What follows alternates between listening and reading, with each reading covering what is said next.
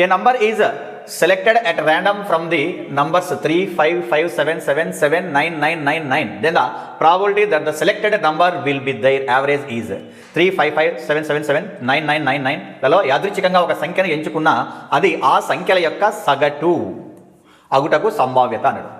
Simple చెప్పాలంటే వీటి average అనమాట. యావరేజ్ వచ్చేటువంటి ప్రాబబిలిటీ ఎంత అని చెప్పి అన్నాడు అనమాట. దాన్ని వాడు కన్ఫ్యూజ్ చేయడానికి అలా ఇచ్చాడు మనకి. అంటే ఇక్కడ దీన్ని అబ్జర్వ్ చేస్తే ఓన్లీ ప్రాబబిలిటీ క్వశ్చన్ మాత్రమే ఇవ్వలే, ప్రాబబిలిటీకి ఏం చేశాడు, యావరేజ్ లింక్ ఇచ్చాడు అనమాట.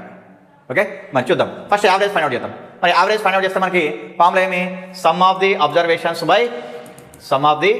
Observations by number of observations అనమాట.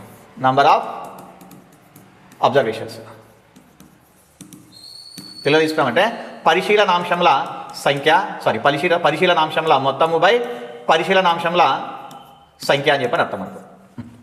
మరి ఇక్కడ పరిశీలనాంశంల మొత్తం అంటే సమ్ ఆఫ్ ది అబ్జర్వేషన్స్ అంటే ఎలా చేస్తాను నేనంటే ఇక్కడ ఫస్ట్ 3 ఒకటే ఉంది, 3 ఒకటే రాసుకుంటా. నెక్స్ట్ 5 2 ఉన్నాయి కాబట్టి 5 2 జా ఎంత 10 అని చెప్పి వేసుకుంటా.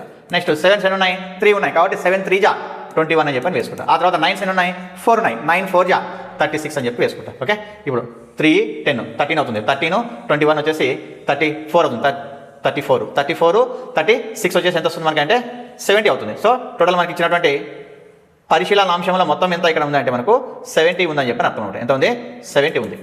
ఓకే, నెక్స్ట్ ఎన్ని ఉన్నాయి మనకి ఇక్కడ నంబర్ ఆఫ్ అబ్జర్వేషన్స్ 1 2 3 4 5 6 7 8 9 10 ఉన్నాయి. ఎన్ని ఉన్నాయి, 10 ఉన్నాయి. కాబట్టి యావరేజ్ తీసుకో అనుకోండి. నేను ఇప్పుడు యావరేజ్ సగటు తీసుకుంటే ఏమని రాసుకుంటా, 70/10 అని చెప్పి రాసుకుంటా. అంటే కదా 70/10 అని చెప్పి రాస్తా. అప్పుడు ఏమవుతుంది, 0 0 క్యాన్సిల్ అంతా 7 వచ్చింది. ఇప్పుడు ఈ యావరేజ్ సంభావ్యత కావడానికి ఉన్నటువంటి ఆప్షన్ మనకి ఎంత ఉంటుంది అని చెప్పారు. అంటే ఈ సగటు వచ్చేసి మనకి ఏం కావాలి, సంభావ్యతగా, అంటే ఈ సంఖ్యనే సంభావ్యతగా, సగటు అనేటువంటి సంఖ్యనే సంభావ్యత ఎంత అని చెప్పి అడుగుతున్నాడు క్వశ్చన్ మనకు.